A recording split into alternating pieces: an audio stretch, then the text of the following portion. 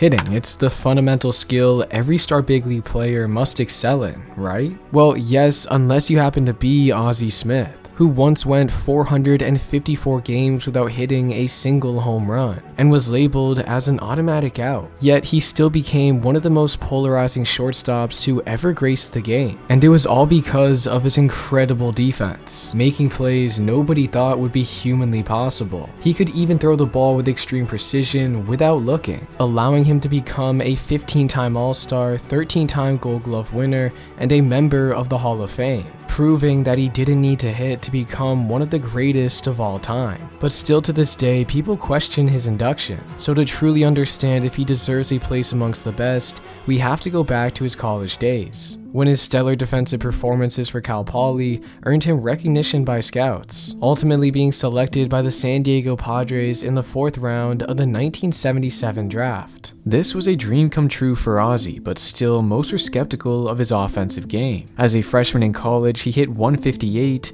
then 230 the following season. Some around the organization even stated, "I don't understand how the club can possibly be thinking that rookie Ozzie Smith can help much for a few years." They were saying this due to his subpar offensive numbers. He hit just 1 home run his rookie season, with a slash line that wasn't too impressive either. But they were overlooking what truly made Ozzie so special. He knew he wasn't the greatest offensive player in the world. He even stated, "I may not drive in 100 runs each year, but I can prevent 100 runs from scoring against us." This was on full display in just his 10th big league game.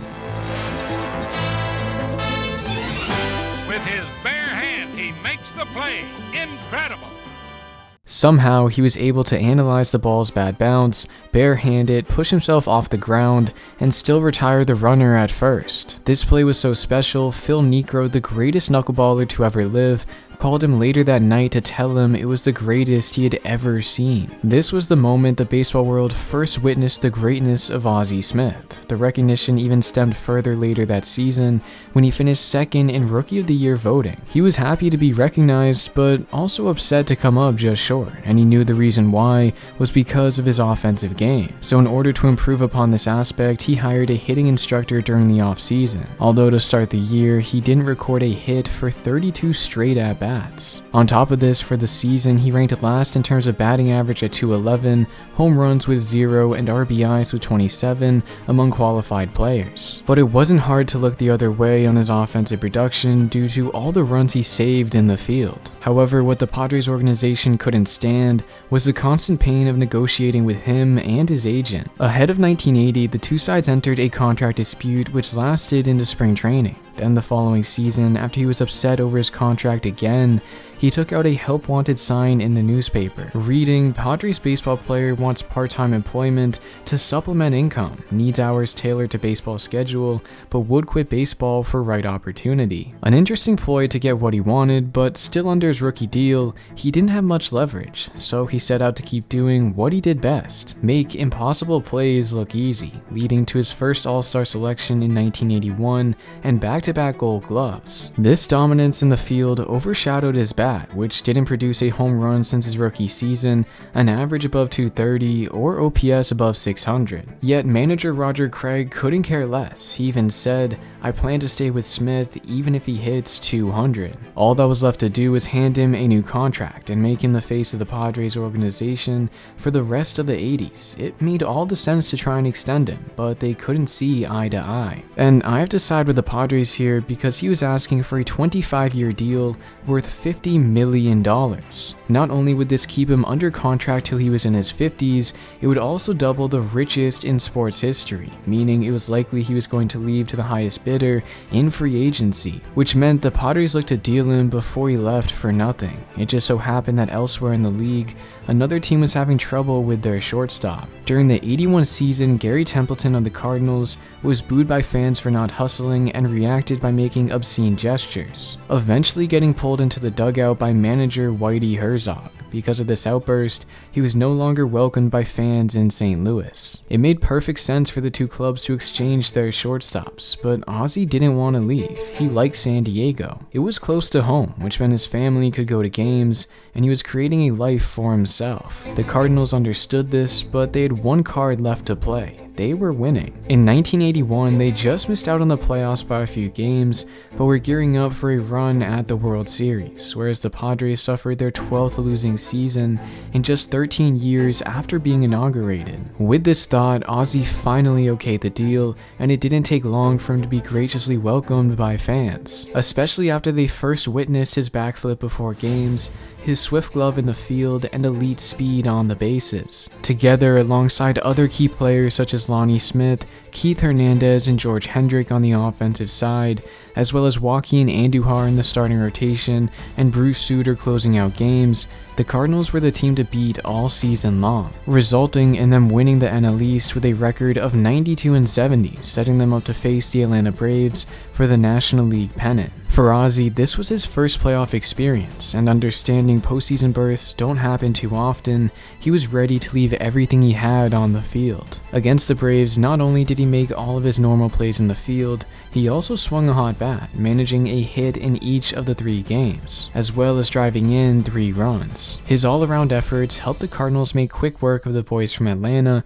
to square them off against the Milwaukee Brewers in the World Series. It was no question the Brewers had more star power on their roster. They had the MVP Robin Yount, home run king Gorman Thomas, and the Cy Young winner Pete Vukovich. The Cardinals were the underdogs coming in, but in a best-of-7 series, anything can happen. They instilled this in their heads and quickly forgot about their 10-0 beating in Game 1 and took the next 2. However, the Brewers superstars were simply too much for the Cardinals and jumped back ahead 3-2. It was starting to look bleak for the Redbirds. Either they were going to force the winner-take-all Game 7 or lose the World Series in front of 54,000 of their supporters. Keeping this in mind, they broke out early in Game 6 with a 2-run second inning, a lead they would not be giving back, ultimately taking the contest comfortably 13-1. It was an all-around team performance. John Stuper pitched a complete game, and everyone in the lineup scored a run. Well, everyone except Ozzie, who went 0 for 4. But as always, he was making up for his hitting this series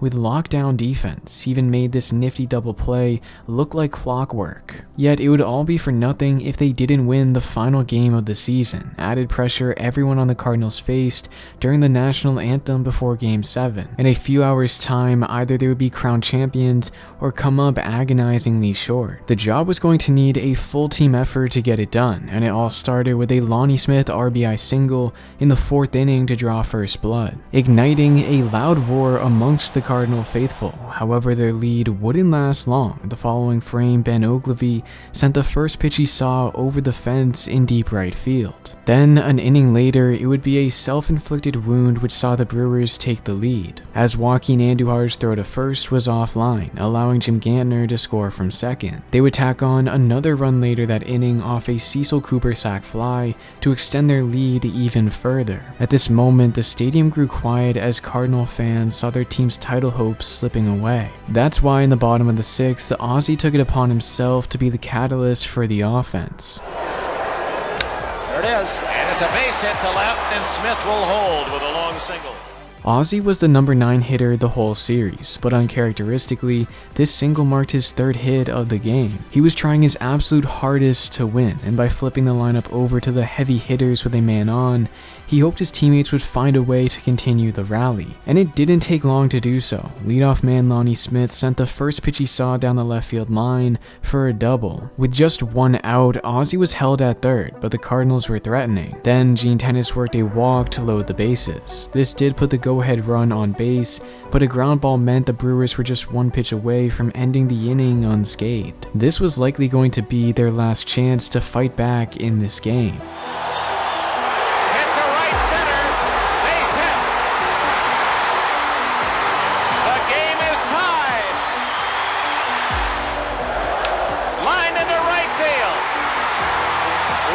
Scores, it's 4-3 St. Louis. They had done it. Down 3-1, they clawed their way back to take the lead, and it was in large part to Ozzie's single, which set the stage for their big inning. All the runs they would need to close out the game and win baseball's most prestigious trophy. From the belt to the plate, a swing and a miss, and that's the winner! That's the winner!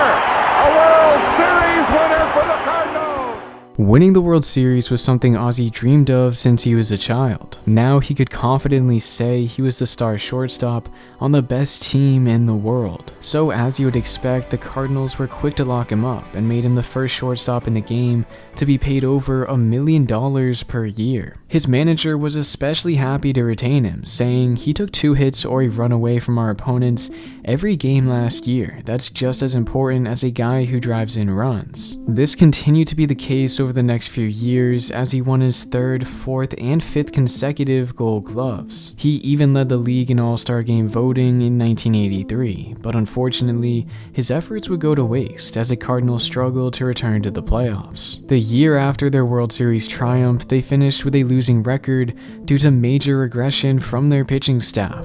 Then in 1984, a broken wrist suffered by Ozzie halfway through the season killed their playoff chances immediately. It was hard on all the players in the Cardinals clubhouse to experience back-to-back losing seasons. They weren't used to it. They needed someone to step up, and Ozzie was the perfect guy to do so because he did not let the failures of those 2 years bear immense weight on his shoulders. He believed the greatest accomplishment is not in never falling, but in rising again after you fall. He understood losing was part of the game. With this thought, he captained the Cardinals back to their winning ways in 1985. All season long, they clicked on offense. Willie McGee broke out, leading the league in numerous offensive categories en route to being named MVP. Newcomer Vince Coleman stole 110 bases and was also named Rookie of the Year, and even their new winter acquisition John Tudor broke out, finishing 2nd in Cy Young voting. All season long, these stars dominated the game's best rosters. As for Ozzie,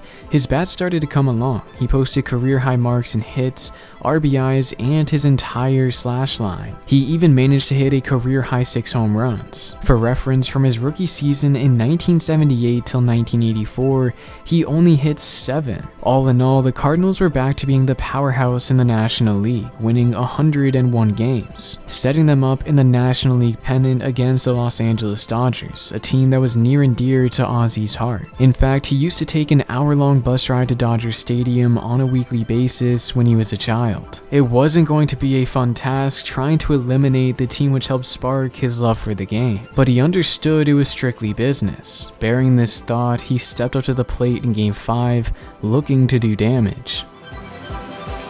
Smith corks one into right, down the line. It may go. Go crazy, folks. Go crazy.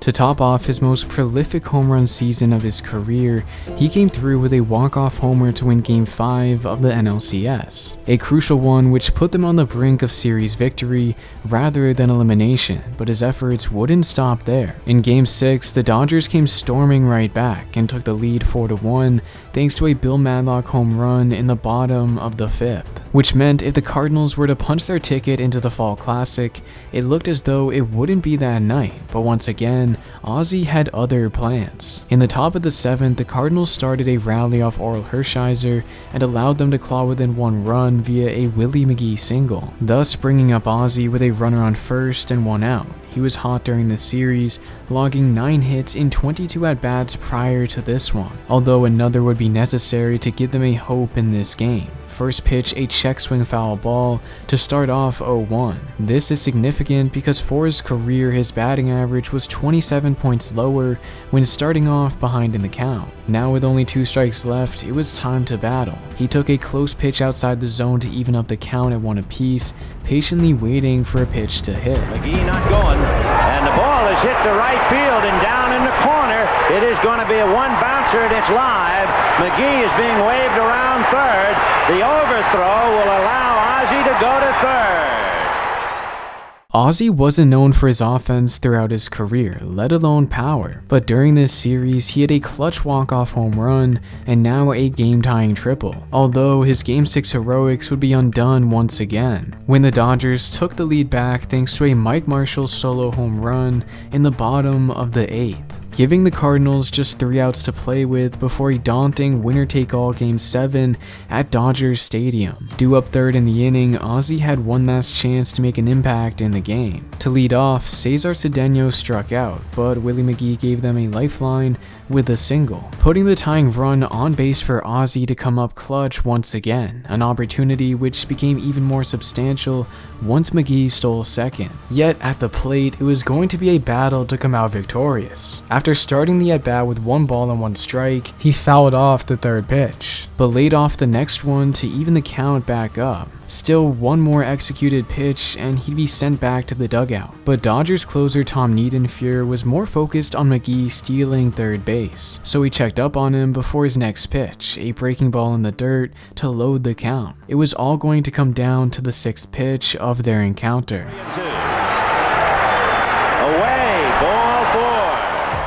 By working a difficult walk, he passed the baton to Tom Herr, their second baseman who knocked in 110 runs that season. But in this instance, he wasn't able to come through, hitting a grounder to the first baseman. Now down to their final out, it was all up to Jack Clark. And he hits one to deep left field, and that one is gone! Once again, Ozzie played catalyst for the Cardinals lineup, helping give them a big enough cushion to advance to the World Series. During the NLCS, Ozzie of course allowed nothing to get by him at short, but also he was surprisingly the Cardinals' best offensive weapon. He managed a hit in all 6 games, including 2 in 4 of them. He also hit the walk-off home run in Game 5 and was part of their 2 big innings in their clincher. Therefore, it's no surprise he was awarded NLCS MVP for his efforts. This type of award historically has been given to the player who displayed the best offensive game or a shutdown pitcher, not a glove-first shortstop. So to be recognized for his offensive contributions for once was a nice change of pace for Ozzie, but he understood there was plenty more to be fighting for. On the other side of the bracket, the Kansas City Royals were a menacing group. After being swept in the championship series the year prior, they were on the brink of another disappointing playoff exit, down 3-1 to the Blue Jays. However, backed by strong pitching, they were able to overcome their deficit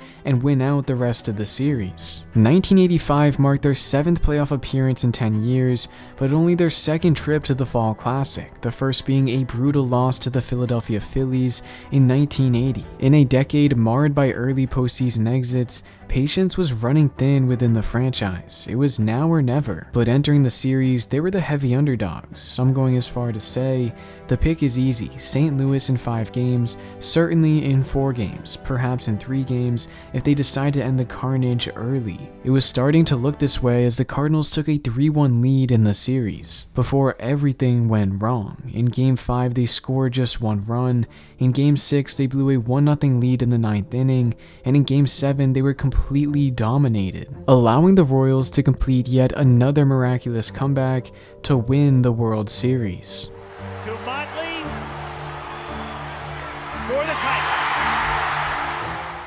At the start of the postseason, the Cardinals were the heavy favorites to go all the way. They blew past the Dodgers in 6 games and were looking to take care of the Royals with ease. But this is when their offense took a back seat. For Ozzie, he was slotted in as the leadoff man or second in the lineup, but was unable to spark any sort of offense, managing just 2 hits in 23 at-bats. In total, they combined for 13 runs across the 7 games, including only 2 in the final 3. A disappointing way to end their season, but his year continued to take a turn for the worst when it was discovered he was playing with a torn rotator cuff from July on. He had been feeling pain when playing, but understood if he got surgery or tests done during the season, he would have to miss time, so he fought through it and hoped to address it in the off-season. And although he was able to build up well for the 1986 campaign, he decided to forego his annual tradition of doing a backflip on opening day, and instead allowed his 4-year-old son Nico to perform it, which received a warm welcome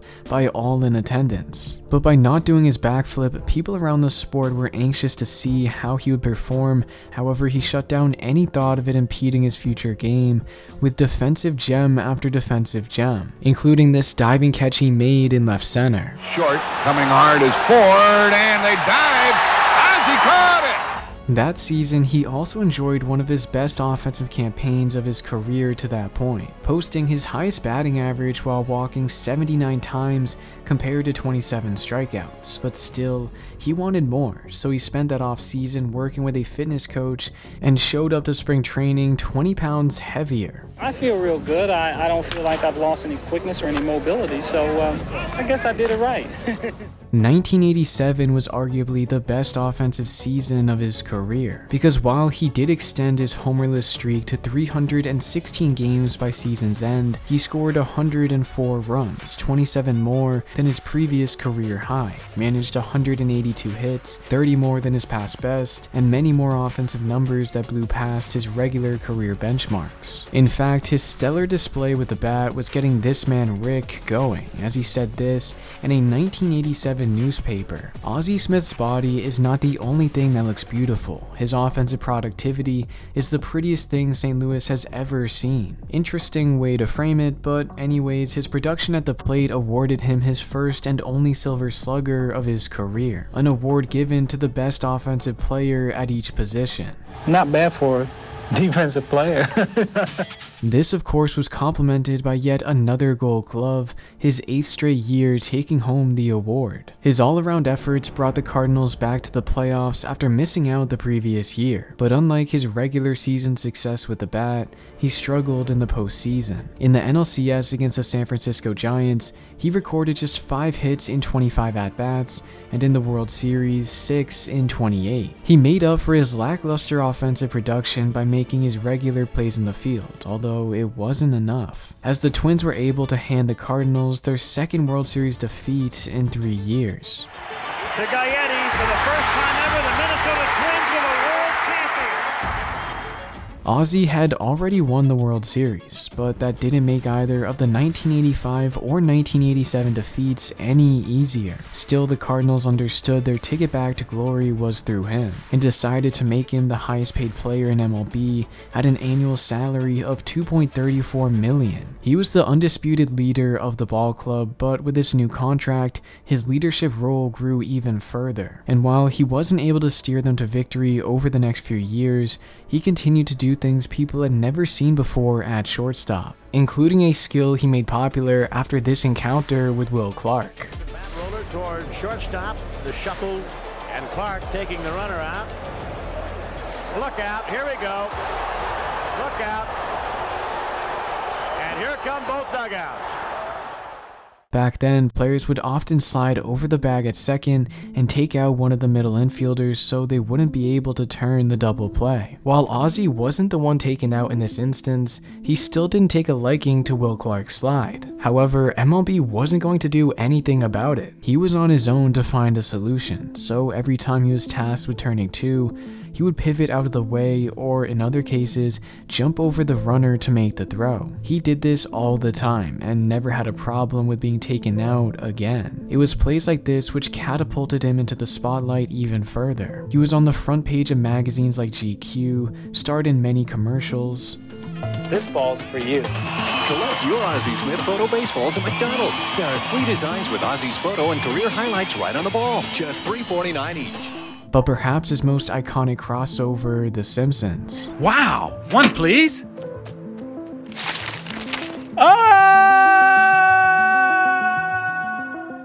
These examples were the only national spotlight he received over the next few years because the Cardinals were unable to make it back to the playoffs. But during this time, he started to rack up career milestones. On April 26, 1992, he recorded his 500th stolen base. Then, just a month later, on May 26th, he logged his 2000th hit, a triple he sent down the right field line, a special moment he got to share in front of the home crowd.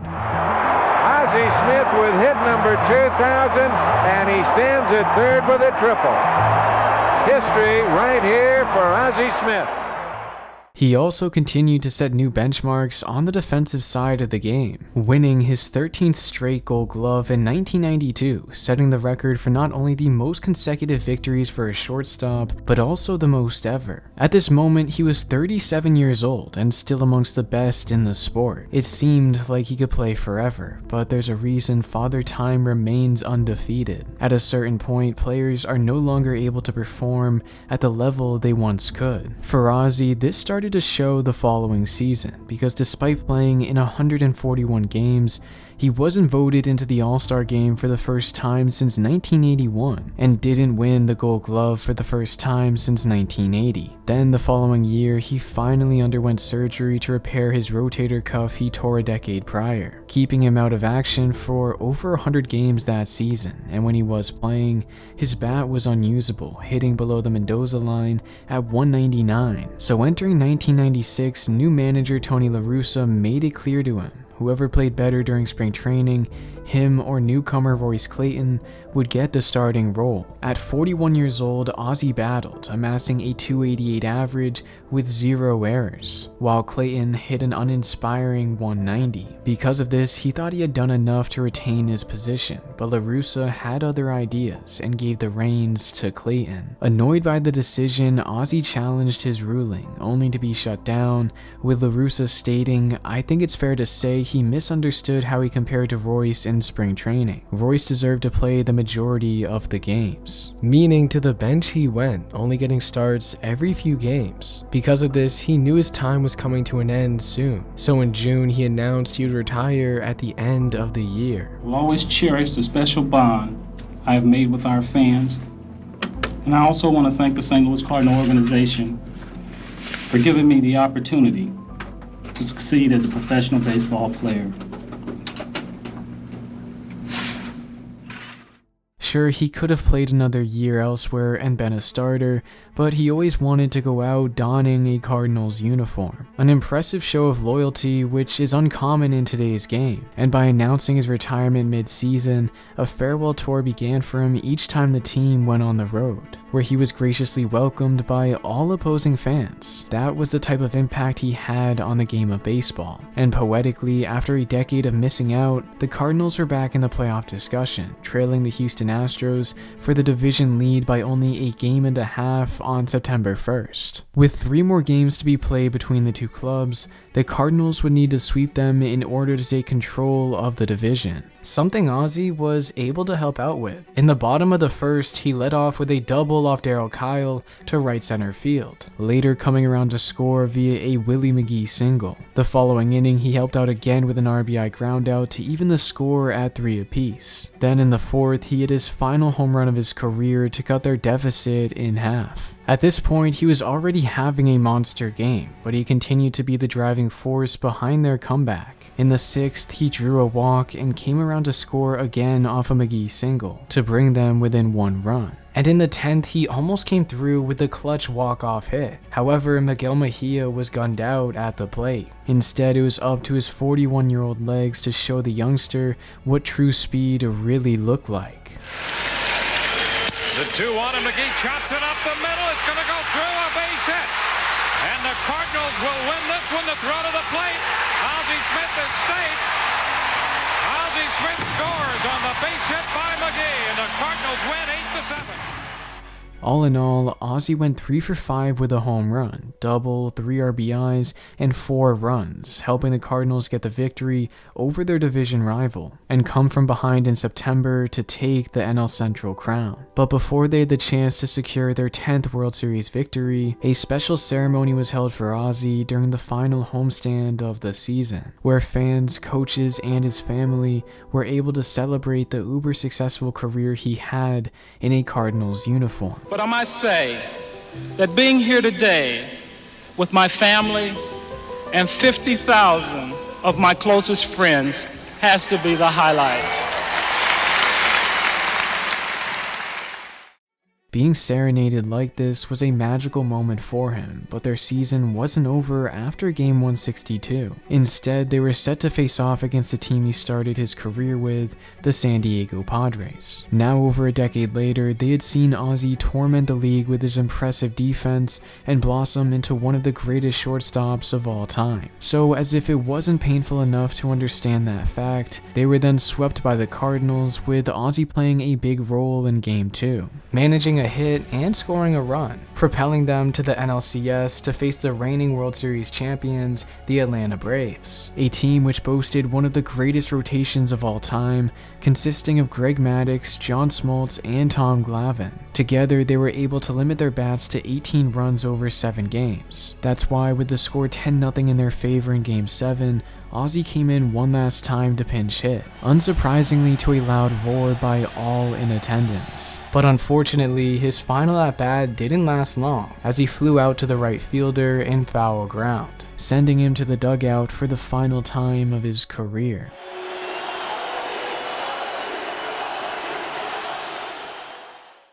Unlike the fairy tale ending in The Wizard of Oz, Ozzie, baseball's wizard, was unable to win the World Series in his final year. Yet he was proud of what he accomplished during his 19 seasons in Major League Baseball, accomplishments which were recognized by the Baseball Writers Association immediately, as he was voted into the Hall of Fame after just his first year on the ballot. Thanks to all of my fellow players and coaches who helped make my career so fulfilling and so much fun, as well as all of the great fans of St. Louis, Missouri.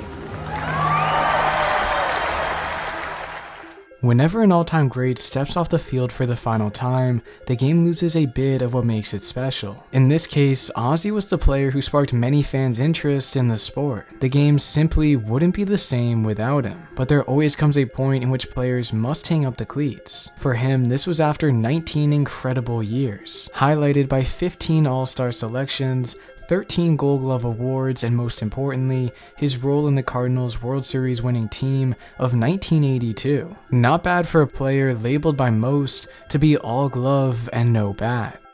Thank you for making it all the way to the end of the video. If you enjoyed, make sure to subscribe. We are almost at 20,000 and I would love to have you on board. And if you would like to learn about a pitcher who, because of a 1 in a million anomaly, was forced to only throw the craziest pitch in baseball in order to save his career, then click the video on your screen.